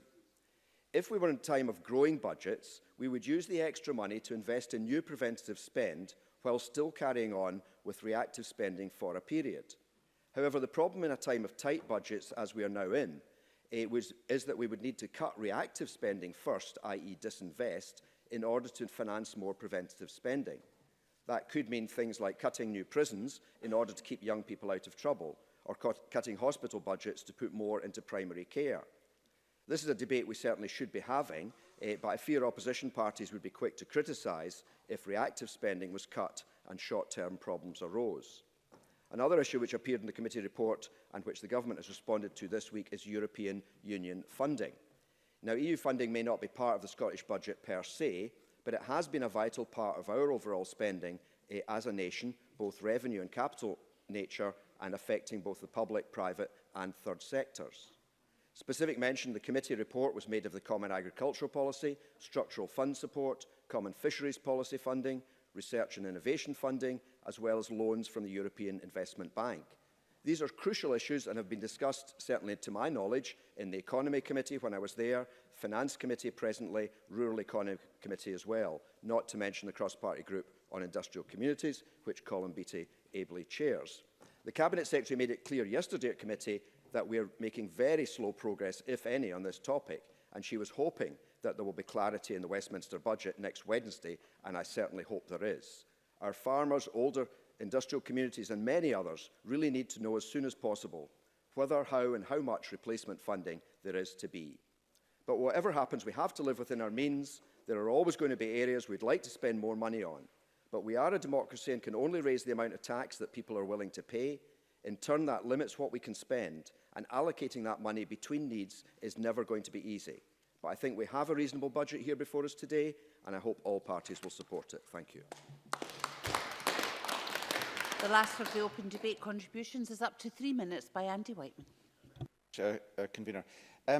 Parties have this year, as previous, a choice to be made to develop proposals, to cost them, to negotiate and come away with some wins. Now, I don't know how much effort was made by each of the opposition parties, but before they criticise us, they could perhaps review their own approach, because it doesn't appear to be leading anywhere.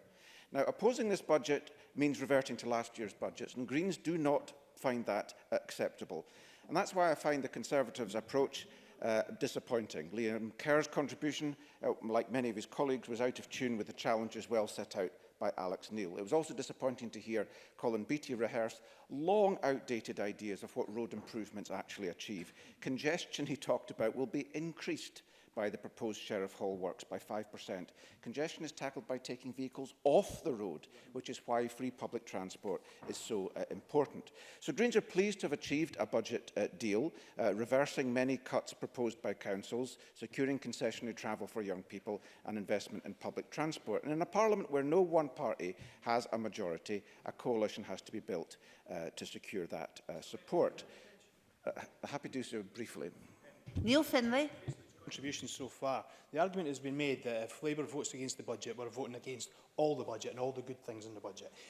If we take that a step forward, if Mr Whiteman votes for this budget, he is voting for roads expansion and all the negativity that comes from that. Andy Whiteman. Are always finally judged, and I accept the fact that voting for a budget en bloc doesn't mean to support you anything, and voting against it doesn't mean you don't support anything either. But the point I'm trying to make is this is a parliament of minorities, and we have responsibilities to try and achieve a budget that has got broad support. We have done that, I think. We have filled the 95 million hole identified by COSLA and are continuing to implement the longer-term measures to improve local government finances agreed last year. And I sit on the cross-party talks that we secured with Willie Rennie and Rhoda Grant. And I genuinely hope that if we make the requisite efforts in those talks, we will be able to reach agreement with the government on scrapping the council tax. But whether we do or not will be down to our own efforts. Parliament's now instigated a new approach to budget scrutiny, and that's very welcome. But as I mentioned last year, and as Kate Forbes mentioned in her opening remarks, we need a more strategic approach. And last year I suggested we might do better, that the Finance Secretary convene round-table talks in September. Those talks could be followed by more detailed discussion and negotiation. Parties can then, building on that progress and trust, enter into detailed negotiations leading to the budget bill. And that might even involve parties submitting their own proposals to the Finance Committee. In other words, there are a lot of things we could do to make a parliament composed of parties, as it is at the moment, work much better. But, Presiding Officer, no, this is not the budget a Green government would have delivered, but it is a better budget than was presented originally by the government, and we'll be pleased to support it tonight. We move now to the closing speeches. Disappointing to note that not all members who took part in the debate are here, as they should be. And call James Kelly for 6 minutes, please. Thank you, Deputy Presiding Officer. So we're at the final stage of the budget. I've no doubt that Kate Forbes is glad to be nearing the finish line, having picked up the reins of the budget process in very difficult circumstances. I think Bruce Crawford made some interesting points around the budget process, and I think those should be taken seriously, and they should be taken seriously first of all by the government, who were criticised by the Fraser of Allender Institute for the transparency and the amount of information that they put in the public domain in order to facilitate budget discussions. I also think it's time that the government started to be a bit open about the process. You know, we heard when the budget was published how there wasn't any money left. All the coffers had been emptied. Every penny had been spent. Nothing left. And then Kate Forbes might be new to the job, but this has been gone through by various Cabinet Secretaries going back to John Swinney. Lo and behold, what happens is there's a change in the forecast we've got some new assumptions. And hey presto, 173 million pounds has been found down the back of the sofa. And then, as if in the Scottish Parliament's version of Groundhog Day, the Greens then suddenly appear and, oh, yeah, we'll now support the budget after all. So if we're really serious about a proper and transparent budget process, then, you know, when the budget is published, let's have all the money that's available and not sort of change it halfway through. Rhoda Grant and Claudia Beamish made some very strong points about cuts to council services.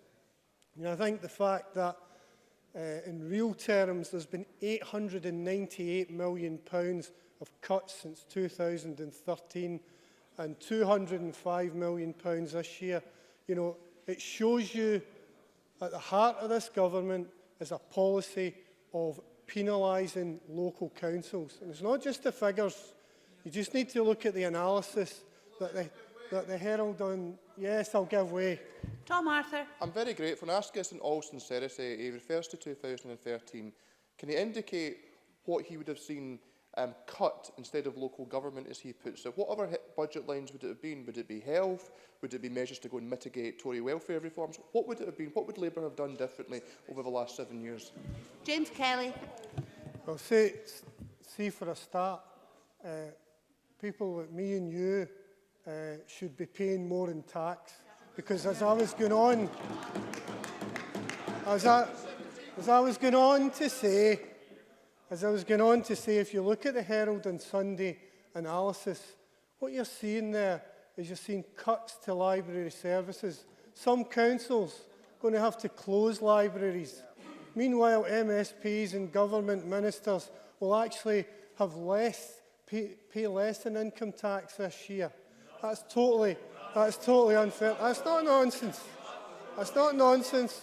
Look at the spice analysis. Look at the spice analysis. And in addition to that, it's totally unfair. No, I won't take an intervention at this point. Read the Spice blog, Mr. Neil. As the Herald on Sunday also pointed out, support for children with additional needs is going to have to be cut at a number of councils, and that is totally unacceptable. So we face a situation where all across the country, local communities are going to have councils that are going to have to make cuts. And the question I would put to SNP MSPs is, when are you actually going to start standing up for the communities that you are sent here to represent? I mean, some of them, no thank you, no thank you. Some of them, I mean, some of the MSPs aren't even going to be standing for election next year, so you don't have to worry about re-selection. For once, discover a backbone and stand up for the constituents that you're sent here to represent. Labour will oppose this budget at 5 o'clock because of the inherent unfairness that is part of it. You've got a situation where if you're a government minister and you're in the Holyrood bubble, and you're in the Holyrood bubble and you're in your chauffeur-driven car, both Mr. Neil and Mr. Crawford have been there, and you find a situation where cumulatively over the year you won't be paying the same amount of income tax, and compare that with a single parent out in communities in Scotland who will be paying 4.84% more in council tax this year. And if you want to send your kid to a library, the services might be cut or it might be closed. And if you've got a kid that needs additional support, that's going to get cut as well. So there's an inherent unfairness at the core of this budget. And for that reason, Labour will oppose the budget at 5 o'clock.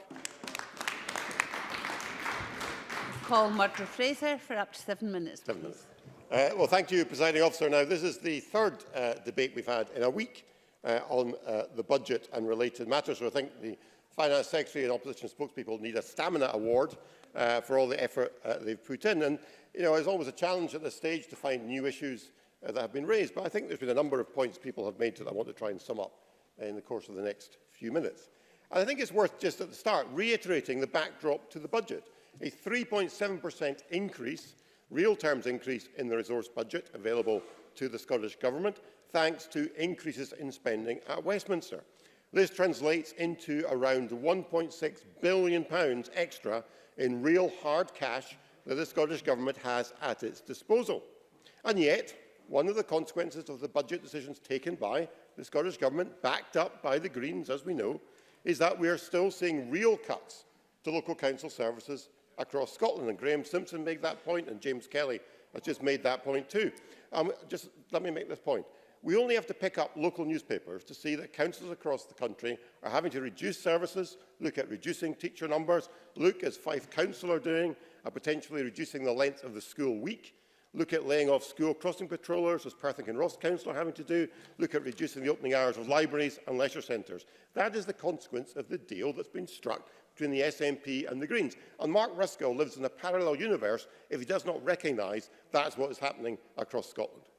I'll give way to Mr Brown, who wants to intervene. Keith Brown. Can I thank Murdo Fraser for giving way? And he and a number of his colleagues have expressed concern about local authority budgets. Given that, will he condemn the huge increase in Public Works Loan Board borrowing applying to all councils because of what the UK government believes is spendthrift spending by some English local authorities? It's an easy thing to do. Will he condemn it? Murdo Fraser. Mr Brown hasn't been listening. There's a £1.6 billion extra money coming to this Scottish Government that more than compensates for any increase in the Public Loan Board interest rate.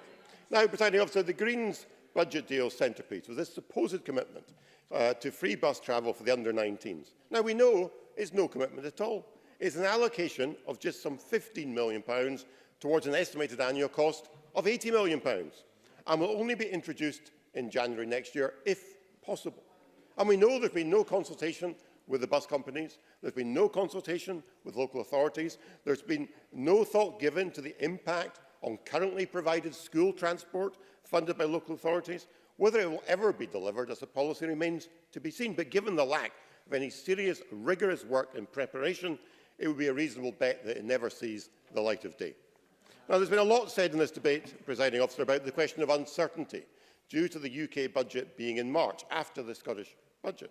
And I would just gently remind members that there is nothing novel about this, because historically UK budgets always were delivered in March. It's only been for the last 2 years that there was a shift in the UK budget being moved to November. Indeed, the current fiscal framework, which was agreed by the Scottish Government, was negotiated and based on the assumption and on the basis that budgets would be in March. And of course, historically, the Scottish Governments would produce their budgets in September of the previous year. So I think we need to hear a little less faux outrage from the SNP benches about uncertainty caused by the timing of the budget, because historically that was always the case.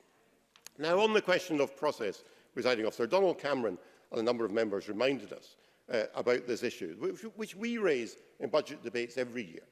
Because when the Finance Secretary produced her budget on the 6th of February, she was very clear that all the money had been allocated. She told Parliament, and I quote, "In allocating these resources, we have used every fiscal lever that we have to the fullest extent. Every penny is accounted for." Now, as we pointed out at the time, this is familiar rhetoric. It is exactly the same language that was deployed by her predecessor as Finance Secretary. But over the years, he was able to find substantial extra funds down the back of the sofa. And true to form, the new Finance Secretary has pulled off exactly the same trick, producing £173 million from thin air in order to sweeten her deal with the Greens. Now, this point was made by Donald Cameron earlier, and it is a serious point, because it would substantially aid transparency and assist budget discussions if the full extent of resources available to the Finance Secretary were made clear at the time the budget was presented to Parliament. And of the additional sums found, £50 million has come from a reprofiling of non-domestic rates income over the period 2020 to 2023. In effect, what this means is that the Scottish Government is borrowing, although it doesn't like that term, but it is in effect borrowing against future income from business rates in order to increase its budget in this year. And given we are facing for next year an estimated black hole due to the forecast of income tax receipts of some £555 million even before we start, I would question the prudence of dipping into income for future years at this point. Presumably, the Scottish Government is once again relying upon a Boris bailout to fill that gap, just as it has done in this year. I'll give way to Mr Crawford. Bruce Crawford. Murdo Fraser very much for giving way. In that case, I wonder, would Murdo Fraser explain to me why so many speakers from the Conservative benches, in speech after speech after speech, ask for additional spending upon additional spending, only contributing to adding to the risk to the Scottish budget in future years? The Tories have really lost their way on this one. Murdo Fraser. If Mr Crawford had been paying attention during all the budget debates we've had over the last week, and indeed over the last previous years, he would know if we could match Scottish economic growth, even to the UK average, we'd have billions of pounds extra to spend on Scottish public services, and we wouldn't have to increase taxation, and Mr Crawford should know that.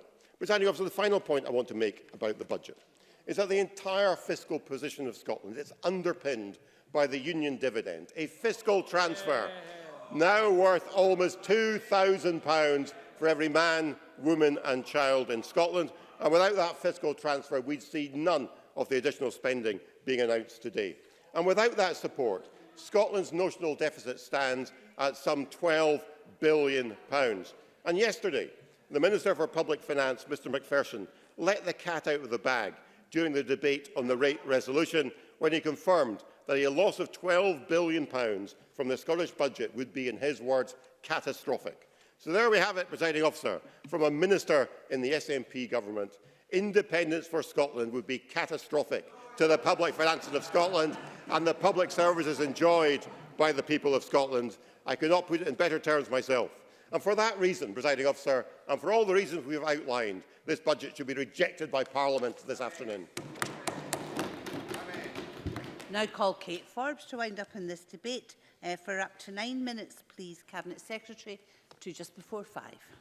Thank you, Presiding Officer. Well, this debate has once again allowed Parliament to reflect on the 2021 budget.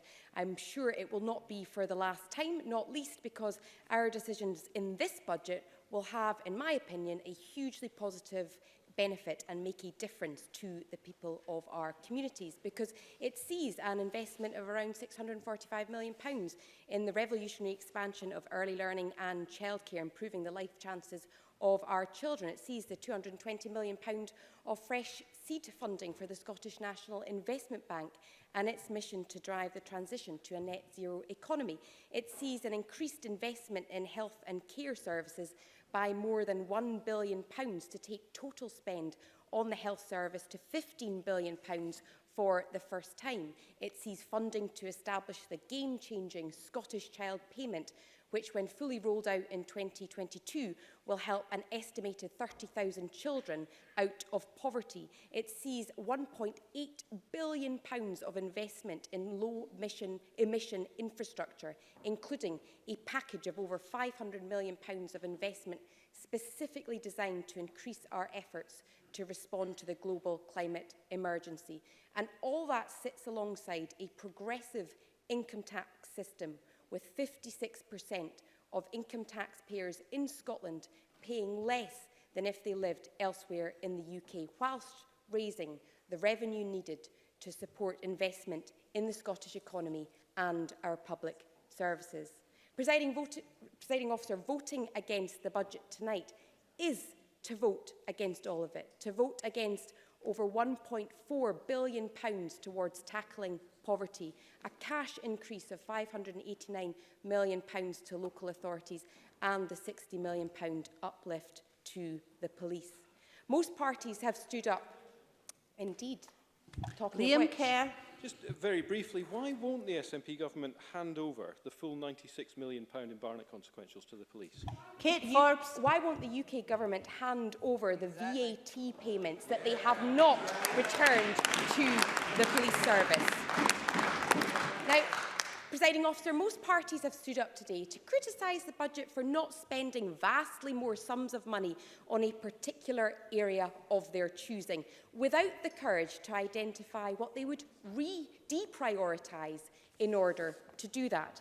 And the truth of the matter is that despite the uncertainty, despite the risks of going before the UK government's budget, and despite the last decade of Tory-imposed austerity, we have set a balanced budget that prioritises investment in the economy, tackling climate change, reducing poverty and delivering certainty for taxpayers. We're doing that within a fiscal framework that will see the UK government claw back over £200 million this year and over double that next year because of forecast error, independently determined forecasts. But they're doing that, keeping one of our hands tied behind our backs, because borrowing powers for forecast error are limited to £300 million. That demonstrates why we need an urgent review of the fiscal framework to allow us to properly respond to the volatilities and the uncertainties we face.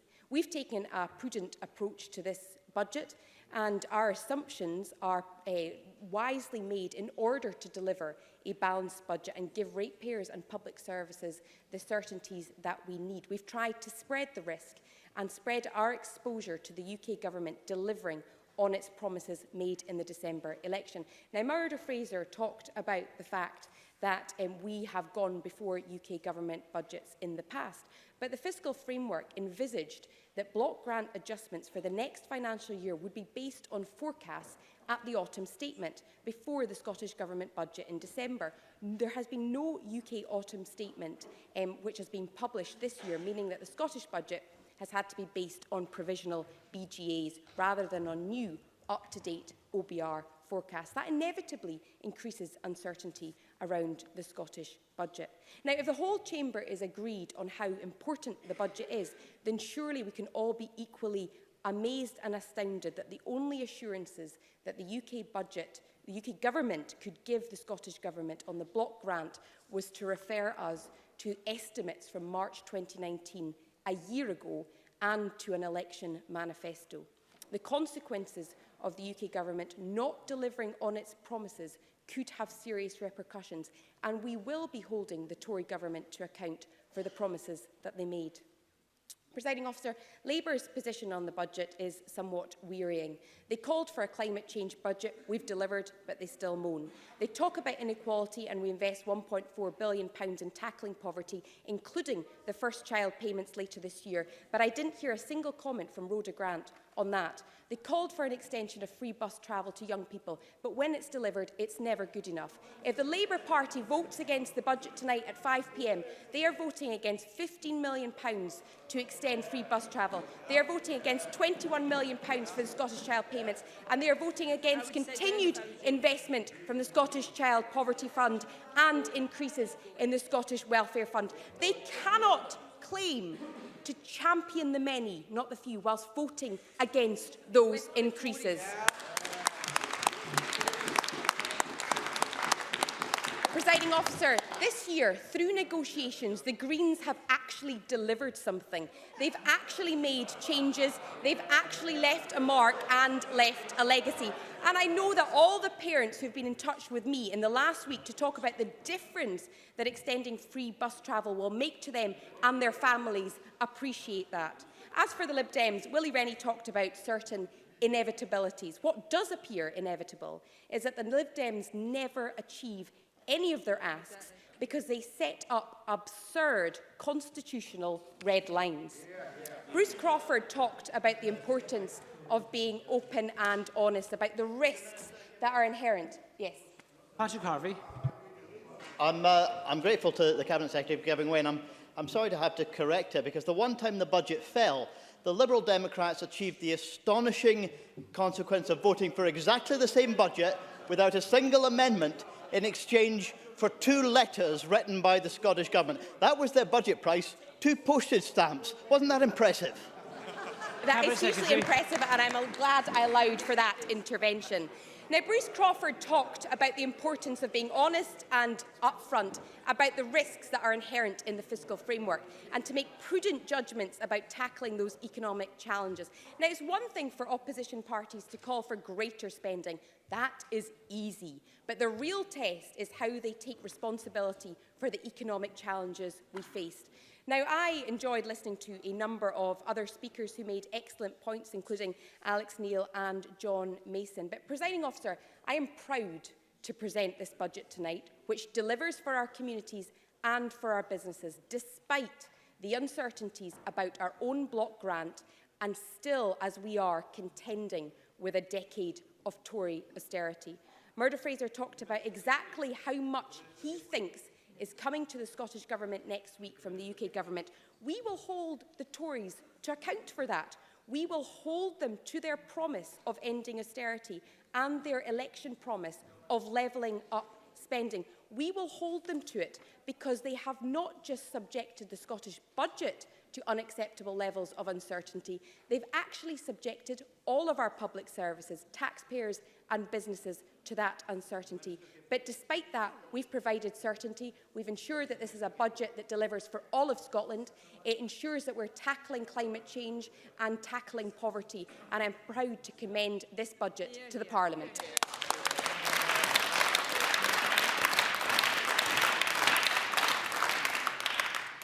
Thank you very much. That concludes our Stage 3 debate on the Budget Scotland No.4 bill. We're going to move on now to the next item of business. The next item is consideration of Parliamentary Bureau Motion 21136 on a committee substitution. Could I invite Graham Day on behalf of the Parliamentary Bureau to move this motion? Move, Presiding Officer. Thank you very much. There are two questions today. The first question is that motion 21113 in the name of Kate Forbes on the Budget Scotland No.4 bill at Stage 3 be agreed, and members should cast their votes now.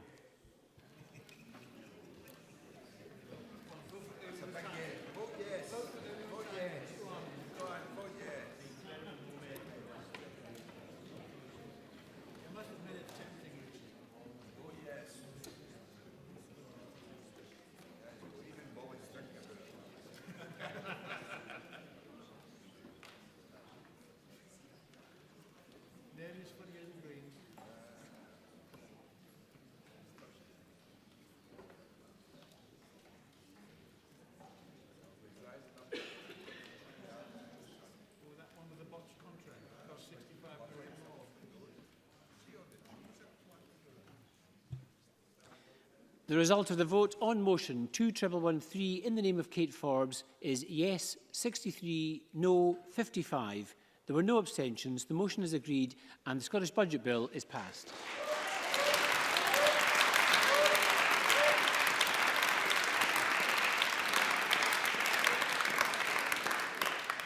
And the final question today is that motion 2113836 in the name of Graham Day on committee substitution be agreed. Are we all agreed? Yes. We are agreed, and that concludes decision time. Thank you very much, and I close this meeting.